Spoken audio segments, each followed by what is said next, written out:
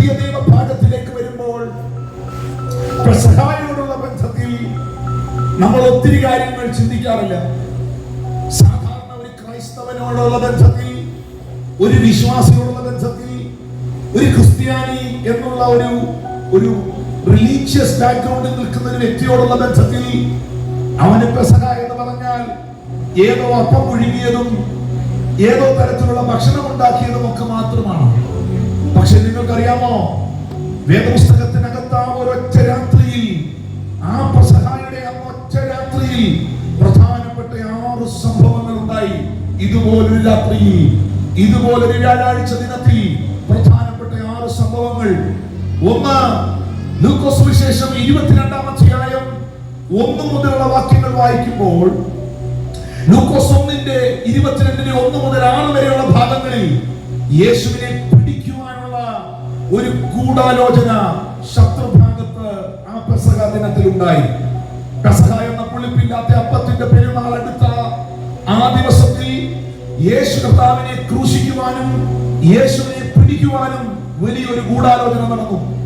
ആ 21-ാം അധ്യായത്തിന്റെ 7 മുതൽ 23 വരെയുള്ള വാക്യങ്ങളിൽ യേശു കർത്താവ് തന്റെ ശിഷ്യന്മാരുമായി ചേർന്ന് അന്ത്യത്താഴം കഴിച്ചത് നമുക്ക് കാണാൻ കഴിയുന്നു. നമ്മുടെ ക്രിസ്തീയ സഭകളുടെ വിശ്വാസ ജീവിതത്തിന്റെ ഏറ്റവും വലിയ ഫൗണ്ടേഷൻ, ഏറ്റവും പ്രധാനപ്പെട്ട ഒരു ശുശ്രൂഷയുടെ നിർവഹണം അവിടെ നടക്കുന്നത് നമുക്ക് കാണാം. മത്തായി 26:26 അങ്ങനെയാണ് രേഖപ്പെടുത്തിയിരിക്കുന്നത്. അവർ ഭക്ഷിക്കുമ്പോൾ അവൻ അപ്പമെടുത്ത് സ്തോത്രം ചൊല്ലി, ഇത് വാങ്ങി ഭക്ഷിക്കുവീൻ, ഇത് എന്റെ ശരീരമെന്ന് കർത്താവ് പറഞ്ഞു. ഹല്ലേലൂയ. ഈ സംഭവം നടക്കുന്നത് ആ രാത്രിയിലാണ്. ആ 22-ാം അധ്യായത്തിന്റെ 24 മുതൽ 38 വരെയുള്ള വാക്യങ്ങളിൽ ശിഷ്യന്മാരുടെ കൂട്ടത്തിനകത്ത് ഞങ്ങളിൽ ആരാണ് വലിയവൻ എന്നൊരു തർക്കം നടക്കുന്നത് കാണാം. അതും നടന്നത് ആ പെസഹ ദിനത്തിലാണ്.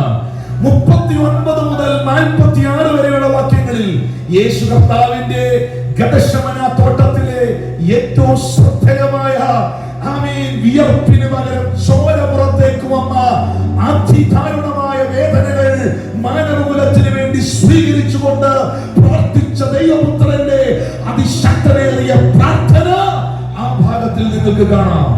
47 മുതൽ 53 വരെയുള്ള വാക്യങ്ങളിൽ യേശു കർത്താവിനെ പടയാളികൾ ഗത്സമന തോട്ടത്തിൽ നിന്ന് അറസ്റ്റ് ചെയ്യുന്നത്, പിടിക്കുന്നത് നിങ്ങൾക്ക് കാണാം.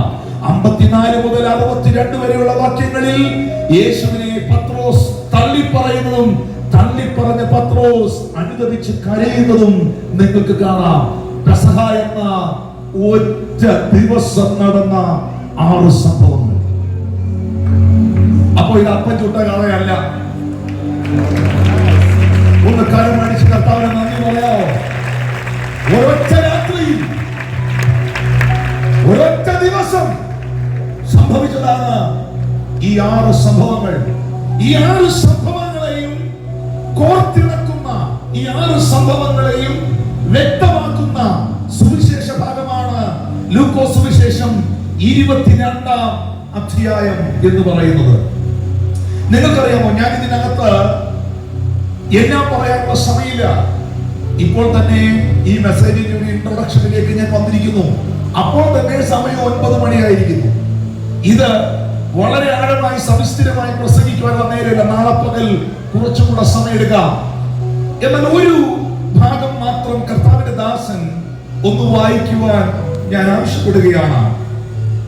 ഇപ്പോൾ പറഞ്ഞ ലൂക്കോസ് സുവിശേഷം 22-ാം അധ്യായത്തിന്റെ 39 മുതൽ 46 വരെയുള്ള വാക്യങ്ങൾ എല്ലാവരും ശ്രദ്ധിക്കുക.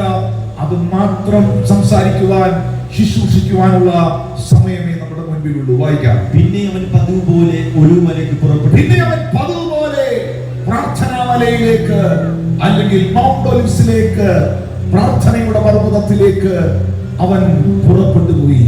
ശിഷ്യന്മാരും അവനെ അനുഗമിച്ചു.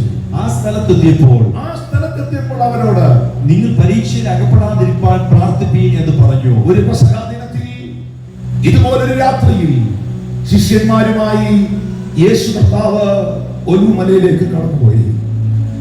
സ്ഥലത്ത്